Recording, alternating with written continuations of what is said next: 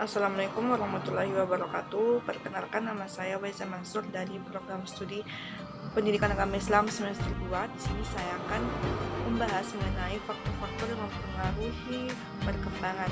Adapun masalah dari kelompok kami, yang pertama, pengaruh faktor natur dan nurtur terhadap perkembangan, pengaruh faktor kematangan dan kesiapan. Yang terakhir, determinasi faktor natur dan nurtur dalam perkembangan individu dan implikasinya dalam pendidikan. Pengaruh faktor natur terhadap perkembangan, di mana faktor natur adalah faktor bawaan yang diwariskan orang tua kepada anaknya, yang disebut juga dengan aliran nativisme, yaitu perkembangan individu semata-mata tergantung pada fakta dasar atau pembawaan, di mana tokoh utama aliran ini adalah Schopenhauer. Faktor natur atau genetika hereditas merupakan faktor pertama yang mempengaruhi perkembangan individu. Dalam hal ini, hereditas diartikan sebagai totalitas karakteristik individu yang diwariskan orang tua kepada anak, atau segala potensi baik fisik maupun psikis yang dimiliki individu sejak masa konsepsi sebagai pewarisan dari pihak orang tua melalui gen-gen.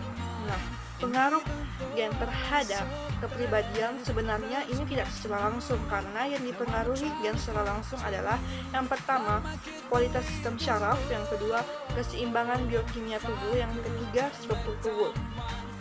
Fungsi hereditas dalam kaitannya dengan perkembangan kepribadian adalah yang dimana yang pertama sebagai sumber bahan mentah kepribadian seperti fisik, intelijensi, dan temperamen. Yang kedua, membatasi perkembangan kepribadian meskipun kondisi lingkungan sangat kondusif. Dan terakhir, mempengaruhi keunikan kepribadian.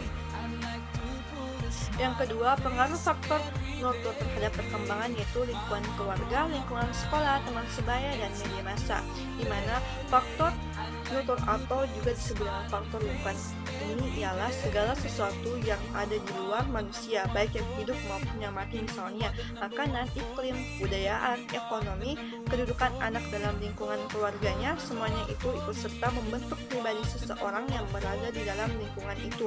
Dengan demikian, maka si pribadi itu dengan lingkungannya menjadi saling berpengaruh. Yang kedua, pengaruh faktor kematangan dan kesiapan. Kematangan mula-mula merupakan suatu hasil daripada adanya perubahan-perubahan tertentu dan penyesuaian struktur pada diri individu, seperti adanya kematangan jaringan-jaringan tubuh, saraf, kelenjar-kelenjar yang disebut dengan kematangan biologis. Kematangan terjadi pula pada aspek-aspek psikis yang meliputi keadaan berpikir, rasa, kemauan, dan lain-lain.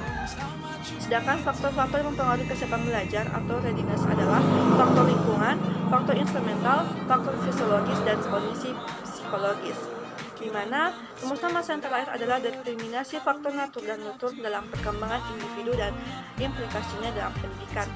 Dalam perkembangan individu, faktor natur dan nurtur adalah penentu perkembangan aspek-aspek psikofisik individu. Aspek-aspek individu ini meliputi fisik, intelektual, sosial, emosi, bahasa, moral, dan agama. Perkembangan fisik meliputi pertumbuhan sebelum lahir dan pertumbuhan setelah lahir. Intelektual atau daya pikir merupakan kemampuan untuk beradaptasi secara berhasil dengan situasi baru atau lingkungan pada umumnya. Sosial, setiap individu selalu berinteraksi dengan lingkungan dan selalu memerlukan manusia lainnya. Perkembangan seseorang adalah hasil dari faktor bawaan dan lingkungan. Dalam hal ini, saat dipengaruhi berbagai faktor lingkungan, keluarga terhadap perkembangan awal anak sangat penting, karena disinilah awal mula dari pendidikan anak, yang mana orang tua sebagai guru, anak akan mencontoh apa yang dilakukan. Mungkin itu beberapa penjelasan dari saya. Kurangnya lebih mohon dimaafkan. Wassalamualaikum warahmatullahi wabarakatuh.